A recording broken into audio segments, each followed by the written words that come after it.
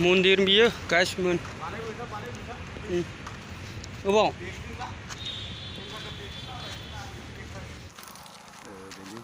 दिनैनि ब्लगानो जाबाय बांलादेशआव थांनाय जोंना आरके चेनेलाव फार्स्ट टाइम ब्लग दिनै नागारनाय बांलादेश थांनि दिनै जोंनि ब्लगा नै सानैजों गारिया सफैबाय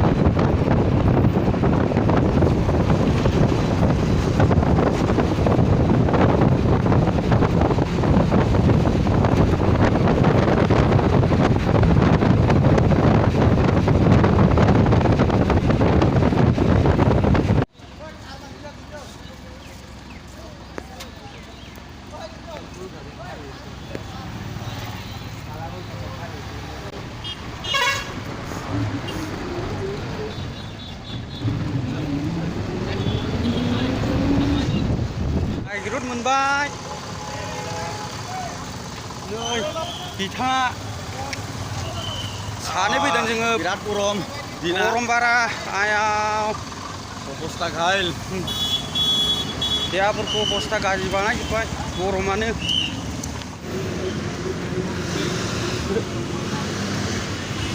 लाखिदो जराबा थांलायनोसै गवादे नङा रुमाल बायदों नै बिथाङा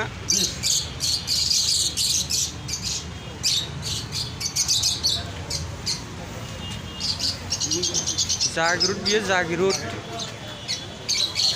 जागाफोरखौ नाय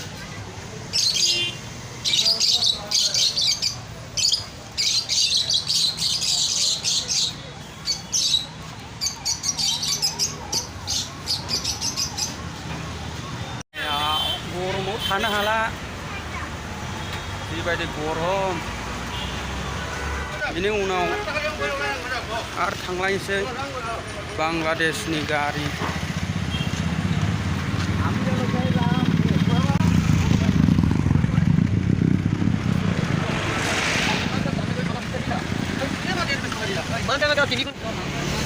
बिराद गरमलै जि गरम आयाथ' बयासो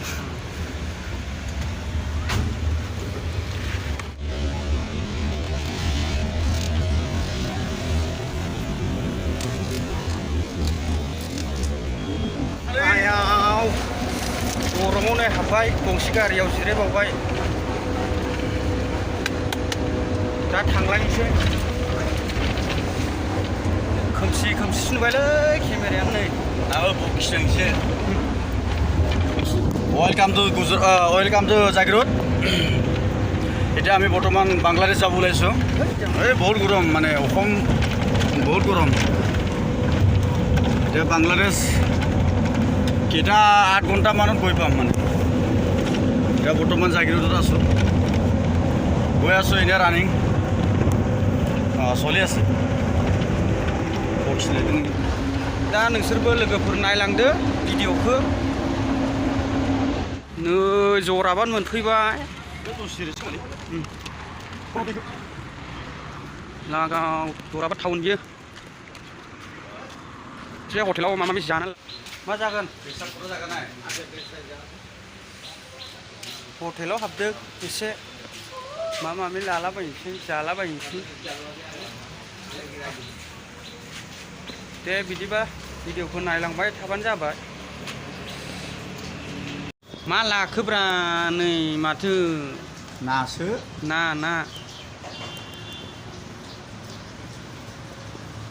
आयाव सान्दुङाव थानो हाया माथो गरमा एकदमबारे हाल खालामजोबदों बिदि नै मा मन्दिर बिलाय मा मन्दिर बे नै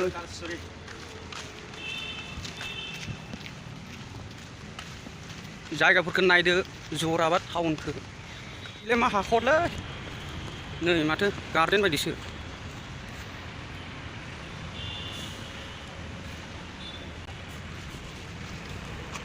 मन्दिर बियो गासिबो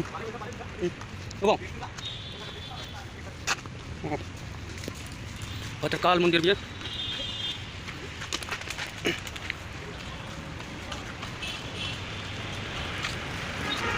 कमेन्टआव बुं नायनानै माबायदि नुदों मन्दिरखौ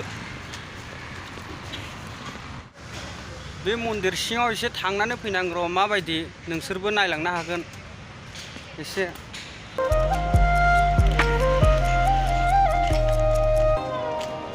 नै मन्दिरा जोबोद मोजांखा बे मन्दिरा जराबाद मन्दिरा माबायदि भगवान मन्दिरा नोंसोरबो माब्लाबाफोर फैयोबा नै हाबनानै नायलांनो हागोन जराबादनि मन्दिरा मोजाङानो भद्रकाल मन्दिर होनो बेखौ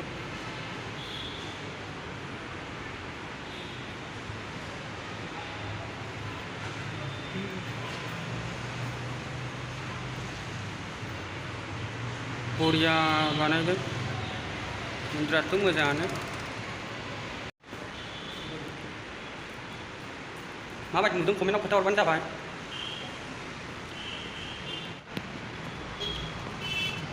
फांखा सांखा दंजोबखायो सायावबो मोनसे दंबावो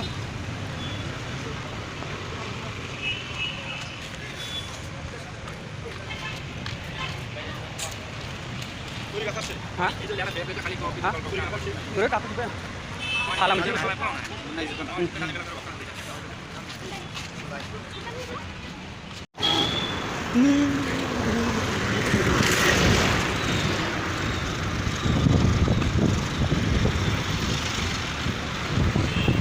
Gulau-gulau deh.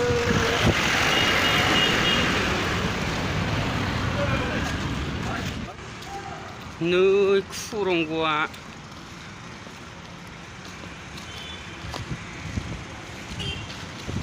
wah beयाव बार मोजां नांथारलै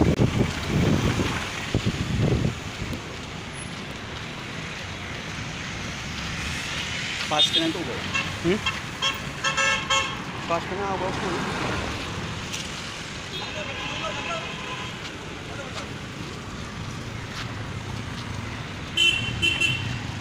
लेट जाबाय जराबादाव नेमानि कंपनी गाड़ी आसे क्यों पैसा पेलाबी कंपनी गाड़ी लोग रही जा थांगासिनो दं गारियाव गाखोबाय नायलांदो भिडिअखौ মাটি এটা অলপ জমা পাহাৰ পায় তো কামটো সোনকালে কৰি দেই তাৰবাৰে মিস্ত্ৰী এইটো কাম পাই এইটো কাম কৰিব লাগে লেবাৰ বহি আছে আৰে লেবাৰ মই তাৰে ফোন কৰিলোঁ ছাৰ এই মিস্ত্ৰী ইমান গৈ আছে মই এতিয়া মোৰ মানুহ আহি বহি আছে তাতে যোৰাপাৰত বহি আছোঁ 10টা থেকে তারপর কি মানে ওর এক ধমকি মারিছে আই ওখানে কামটা করে খালি আরো আইবে আরো औ थिग गैया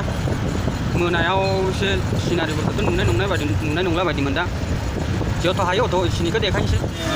ইণ্টাৰেষ্টটো বেলেগ আৰু জ্ঞানটো কামতে থাকি থাকে আৰু কাম কৰিলে মানে ভাগৰত মানুহ ভাত চাত খাই ফুলিও গাটো ভাল লাগি যায় এনে থাকিলে একদম আহিলোঁ বা কি কৰিম কি নকৰিম কি খাম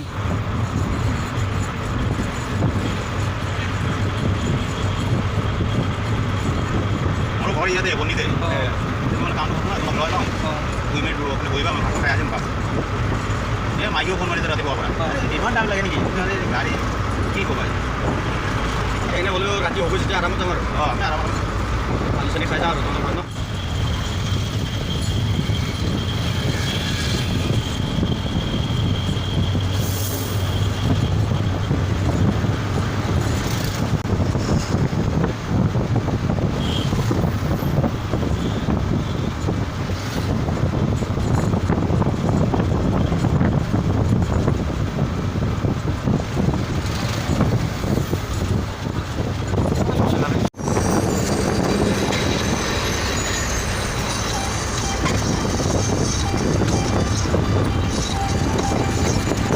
दासो जादों बङाइगाव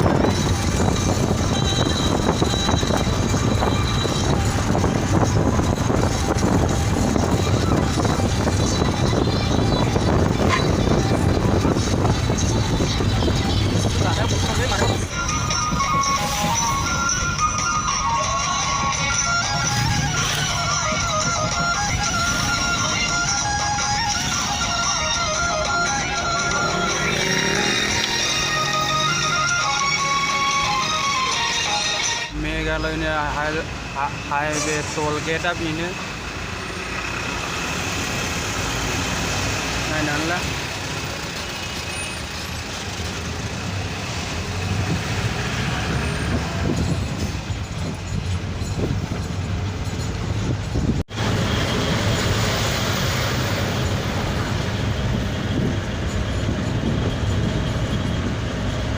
বেংকলৈ চাইকেল চে জমা নিও এইটো না খালি এলাকা লাগলা हर जाबाय दिनै बांलादेशखौ देखायनाया एसे बांलादेशनि गेटखौ देखायनाया एसे खोमसि खोमसि नुगोन लाइटनि पावारखौल'सो नुगोन मोजां सिनाय नङा आरो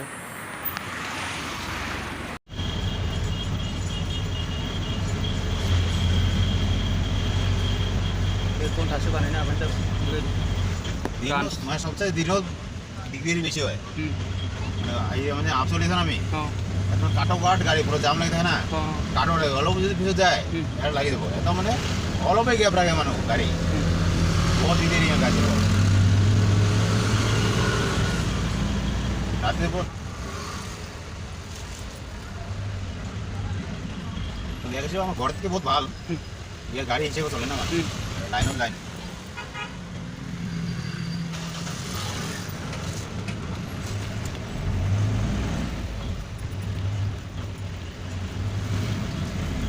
जा रहा है हम लोग बांग्लादेश में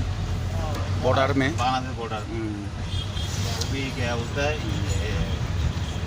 सेला बांग्लादेश का आसपास ही है सेला इससे बोलते पहले इससे बोलते घुसेंगे इससे घुसने के बाद में सेला हाँ हम लोग आज नया है जगह मतलब थोड़ा मालूम नहीं है रात को जा रहा है रात को जा रहा है कन्फ्यूज थोड़ा मतलब ये है